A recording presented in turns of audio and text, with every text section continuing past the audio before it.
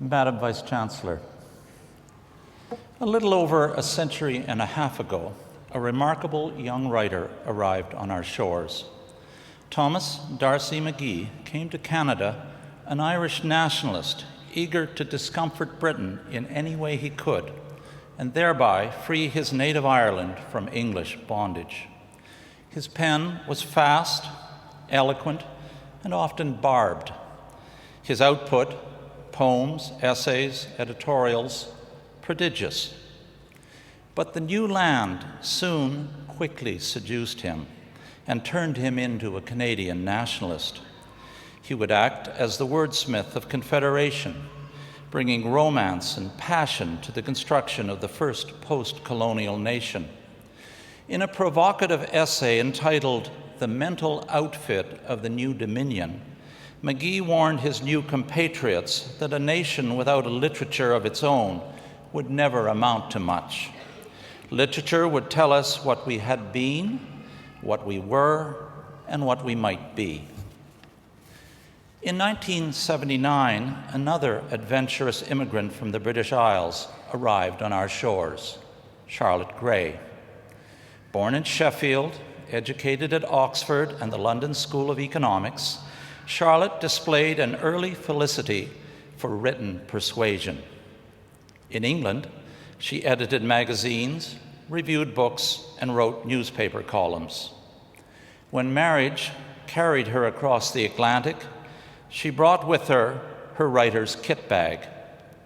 Of Canada, she initially knew little, but the nation intrigued her immediately. Its vastness, its climatic swings, and its cultural diversity.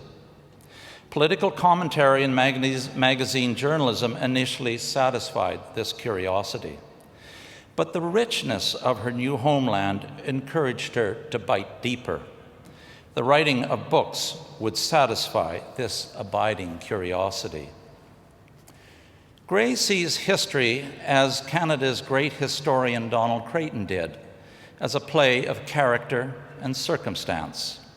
Her book, Sisters in the Wilderness, chronicled the dramatic adaptation of two English gentlewomen, Susanna Moodie and Catherine Parr Traill, to the harsh social and economic and environmental realities of 19th century Ontario. Charlotte has been particularly adept at exploring the experience of Canadian women.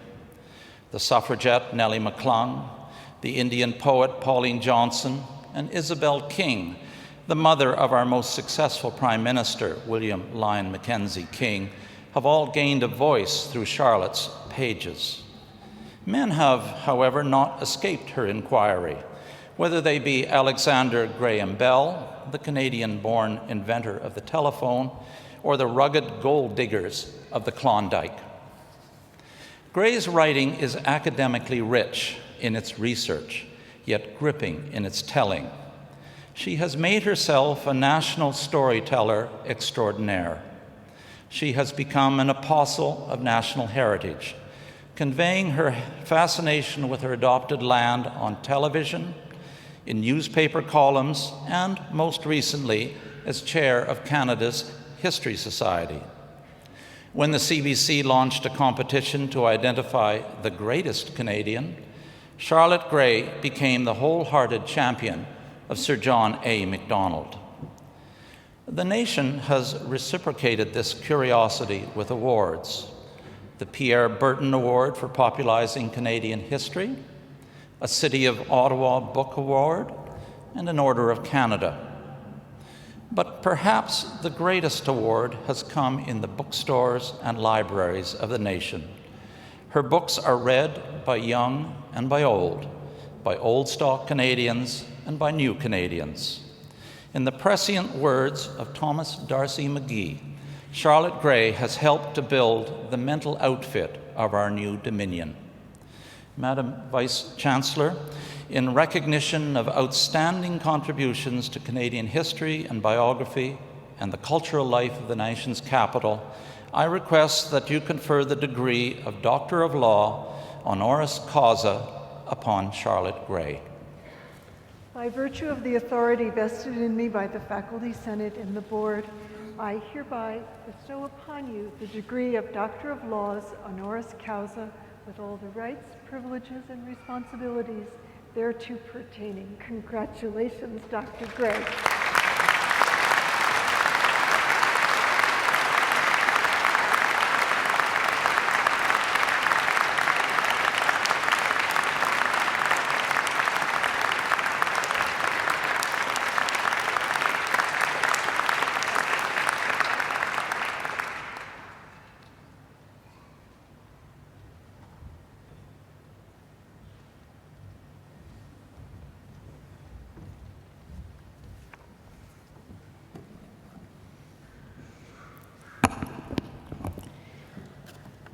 Madam President and Vice-Chancellor Razan Runti, professors, parents, and most important, graduates. First of all, let me say how honored I am to be here. Carleton has a very special place in my heart and my intellectual life. It has welcomed me to its history department, and its faculty has given me extraordinary help in writing my books. And during my 32 years in Canada, I have met large numbers of Carleton grads. They are some of the most accomplished, interesting, and fun people I've hung out with. This is a great institution, and I'm thrilled to receive the doctorate. Now, I know there are numerous grandees and parents today in this room and watching this on screen. But I want to speak directly now to my fellow members of the graduating class of 2011. You have all worked so hard and done so well to reach this point today. There's a lot of celebrating ahead. Don't worry, I'll keep it short. I did a survey of some of my friends about their graduation ceremonies. The bad news is that almost none of them could remember what was said, or even who said it. But I'll tell you what they could recall. The women could all remember what they wore, and the men, even more impressively perhaps, could remember the party afterwards. So I'm going to talk very briefly about something that I've observed in my own life and the lives I've explored. Writing history and biography has allowed me to discern patterns in human life, including my own. I've learned that although life rarely turns out as you might expect, there will be a logic to the way it unfolds. Let me tell you about a man you've all heard of, Alexander Graham Bell. If you had asked the young Alec Bell, when he was a wretched 23-year-old in Scotland, what he was going to do with his life, he would have shrugged miserably. His two brothers had just died of tuberculosis, and he had begun to cough up blood. He thought he was going to die. That's why his parents dragged the reluctant Alec to Canada in 1870 in search of a better climate. He was miserable because he thought emigration to North America meant that he would not be able to fulfill what he thought was his vocation, to teach deaf children.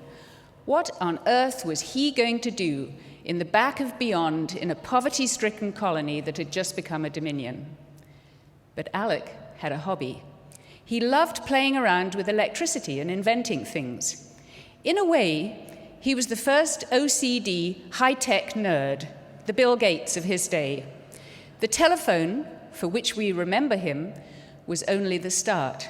He went on to invent an early version of a CD player, a telephone that worked on beams of light, a metal detector, flying machines. He even left instructions on how to make a really good ghost costume for Halloween. Not bad for a guy who, when he was your age, had no clue about the future. He himself said, "Circumstances arise that bend our lives hither or thither against our will. But our lives are bent, not broken. There's always continuity of growth. One occupation has fitted me for the next, and that again for the next." If today you can picture Alexander Graham Bell, you'll probably be thinking of that bearded old fellow who looks a bit like Santa Claus, just another wrinkled old man like Albert Einstein or Keith Richards. Yet he was once young and clueless about his future. And yes, he didn't forget those deaf children. Throughout his life, he championed the need for educational facilities for the hearing impaired. I expect many of you are worried about uncertain futures. I remember that ghastly feeling the day after my own graduation when I realized this was the first day of the rest of my life. I had no clue what I was going to do. I had a degree in history, but I was certain I was finished with history, and also that history was clearly finished with me. I think if my professors at Oxford knew that I'd made it my career writing about Canadian history, their eyebrows would have shot over the back of their heads. I hardly knew that there were Canadians at Vimy Ridge, let alone that a Canadian Prime Minister had invented the idea of peacekeeping. But since then, I've discovered that many of the most interesting people I've met didn't know, when they were in their 20s, what they wanted to do with their lives. Some of the most interesting 50-year-olds don't either. They may be successful in the paths they're on. They're still wondering if they made the right choice. If you don't know what you're going to do next, it's natural to be anxious. But just take a deep breath and embrace the challenges that face you. And then you will enjoy the continuity of growth that Alexander Graham saw in his life. I want to mention one other person that I've written about, Nellie McClung, one of the famous 5 who are commemorated not far from here in the statue on Parliament Hill. I'm sure many of you have seen it. Those 5 women fought to have women defined as persons in Canadian law. They had the nerve to take their case right past our Supreme Court here in Ottawa to the British Privy Council in London. And finally, in 1929, to the delight of Nellie and her gang, the Brits graciously declared that in the Canadian Constitution, the word persons should be taken to include women. It's laughable, isn't it? Why on earth should anybody even dare to think that women weren't persons on exactly the same terms as men? If we're not persons, what are we? But when Nellie was born in late 19th century Canada, women had none of the rights we take for granted. The right to vote, the right to stand for public office, the right to borrow money from the bank, the right to use contraceptives, the right to go to university, the right to have an abortion. Growing up in Manitoba in the 1880s, Nellie was one ornery little girl.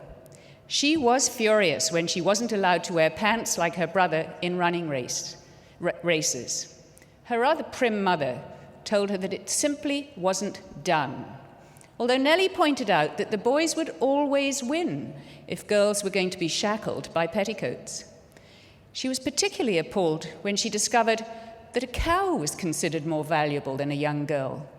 A man who abducted a woman got 5 years in jail. If he stole a cow, he got 14 years. She became a school teacher, but a schoolroom was never going to be enough to satisfy this young woman who saw so much injustice in the world.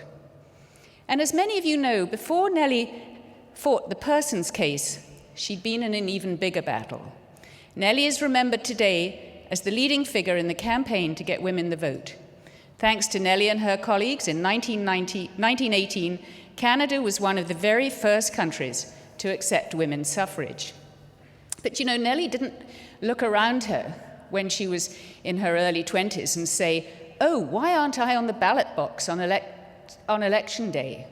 She got involved in politics through a movement that seems ludicrous today, the temperance movement.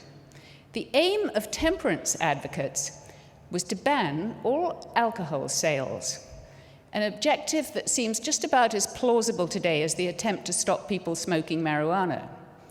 Why did Nellie get involved in something so weird? Because she wanted to do something to improve the world. And the anti-booze campaign was one of the respectable routes into public life for women. In the temperance organization, she met women who were already talking about the need for women to have the vote. And one thing led to another. Like Alexander Graham Bell, Nellie never had a master plan for the years ahead. From where we stand today, there seems to be a sweet inevitability to their lives. He was so good at fiddling with bits of wire. She was a firebrand from a young age. But then, when they were your age, they had no idea what lay ahead. Each of them just wanted to make a difference, and each seized the opportunities that came their way to do just that. As a biographer, I know that it's easier to understand a life looking backwards. We must all, however, live our lives forward through the messy jumble of people and events, hopes and fears of our everyday existence. Very few people follow a clear-cut path throughout their lives. Yet the legacies of both Alexander Graham Bell and Nellie McClung have reshaped our societies. During my lifetime, I've seen my world revolutionized by the internet, for which Alec Bell laid the foundations, and by the changing role of women, thanks to the efforts of pioneers like Nellie McClung. You just never know what your world's going to be like in 10, 20, 30 years' time. But you're now stepping into that world, and the future is in your hands. Like the people I've spoken about, you have the power to shape it. That's a tall order, isn't it? But you have an advantage that neither Bell nor McClung had.